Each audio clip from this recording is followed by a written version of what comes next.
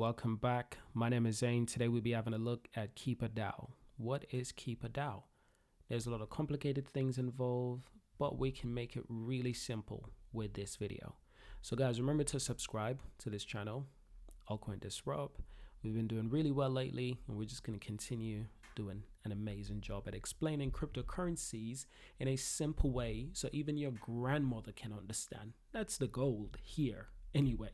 So what is KeeperDAO? KeeperDAO is a protocol that's economically incentivized pool participation in Keeper strategy, which manages liquidation, rebalance on application spam and margin, trading, lending, and exchanges. So this allows participants to earn passive income in a game theory optimal fashion, whilst ensuring decentralized applications remain liquid and orderly. So in the most basic way, that is what it is. That's what it is. But for some of you, that might not make any sense, because here's why. It didn't make any sense to me either at first. I was like, wait, what? I had to read that again. So this video is all about breaking it down, and I've got a lot of information to explain to you what this is. So let's start with a small little overview. So KeeperDAO enables users to pool capital into Ethereum smart contracts to collectively profit from on-chain arbitrage and liquidation opportunities. So capital stake in these pools, such as USDC and DAI, is then used to exploit on-chain profit opportunities presented by protocols such as Compound, MarketDAO. You know, these are the protocols. So these opportunities are not always present and occur often in time of high volatility. So to mitigate having a large pool of capital being underutilized, all assets held by the liquidity pool are always constantly loaned out on a market such as Compound, or there's other exchanges and markets such as DYDX. So KeeperDAO is maintained by a network of off-chain bots. That's the interesting part, who can constantly watch the Ethereum mempool for opportunities, and if found, will mitigate an Ethereum transaction to participate in a priority gas auction. So this makes it even more interesting. But here's when it gets even more interesting. Now, competitively bidding up transaction fees in order to obtain priority ordering with Ethereum blocks. When KeeperDAO wins a PGA, funds are rebalanced through an on-chain rebalancer network. So what is PGA and pool liquidity? You know, that's when it gets even more crazy, more complicated. So we're gonna break this down and we're gonna get into it, guys, because it can be a bit overwhelming. So here's what I've gonna do. I've gone and done a lot of research, and I've got an amazing file on GitHub, and this explains a lot of things about Keeper. When it comes to liquidity, the K token, how to become a liquidity provider, it goes into all of that. What are the keepers, how to become a keeper, profits, governance. But let's start with governance because governance is very important to me whenever I go to learn about any cryptocurrency. If it has a good governance, it will have a good future, such as Bitcoin, Ethereum. If it has a bad governance, or if the governance is flawed, if it has, weak system, flawed system, then it's not going to last, is it? So let's start with governance. So KeeperDAO is unsurprisingly a DAO. The exact implementation of all contracts and their parameters is controlled by a decentralized governance mechanism. So the ability to upgrade contracts means that the governance can control the additions of new tokens, incentives, integrations, distribution strategies, fees, and more. That's a lot. That is a lot. So to incentivize governance to do what is best for the KeeperDAO, some portion of the profits returned to the liquidity pools are taken as governance fee. So the exact specification for the governance mechanism is still at work in progress, but will be deployed in the future. And that's good.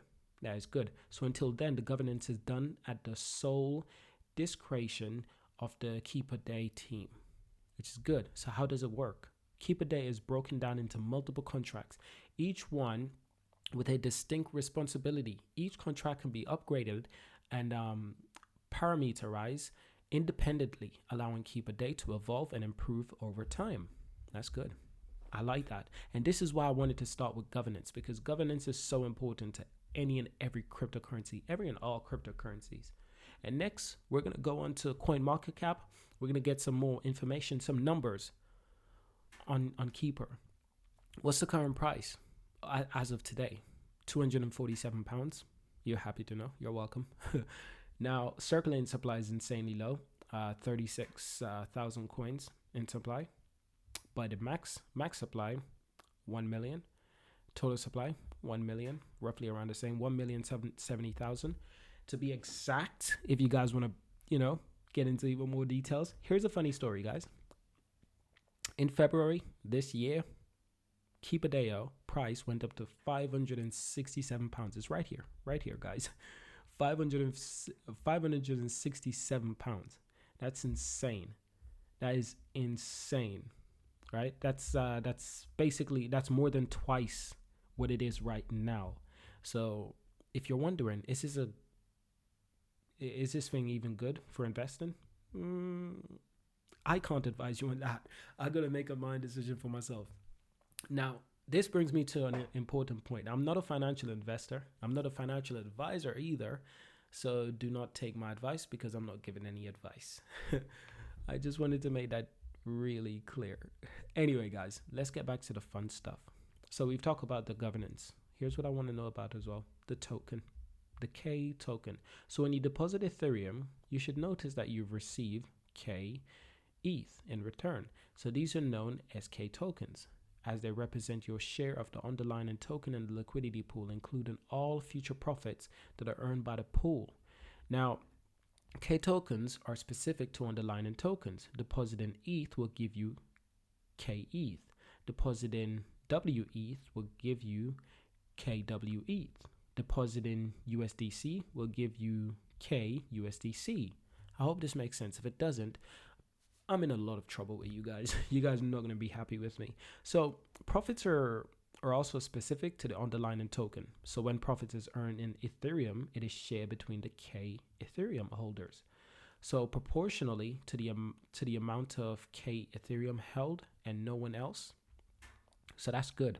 It is shared. That's what I took from that information right there. So at any time, you can return the K tokens to the liquidity pool to withdraw the share of the underlying token. That's good. So K tokens are transferable between accounts, and you do not need to be the person that deposit the underlying token in order to withdraw them. Whoever has K tokens has the right to withdraw underlying tokens. So in other words, the ability to withdraw your own shares of liquidity pool is tied solely to your ownership of the K token. So be careful not to lose them. Their words.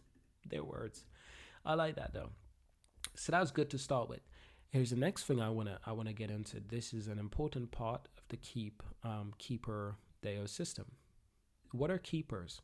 So keepers are responsible for arbitrating between DEXs and liquidating unhealthy accounts on AVA or AV.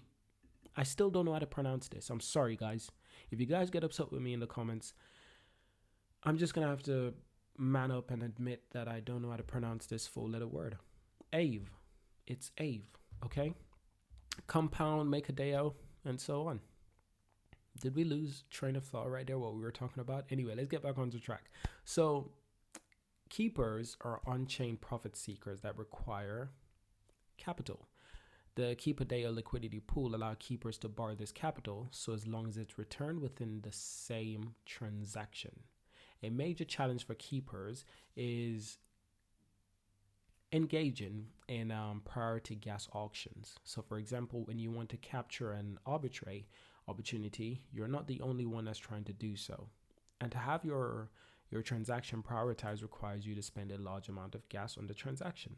It's not uncommon for PGAs to drain most, if not all, of the profit available in the arbitrage and liquidation. KeeperDAO solved this problem.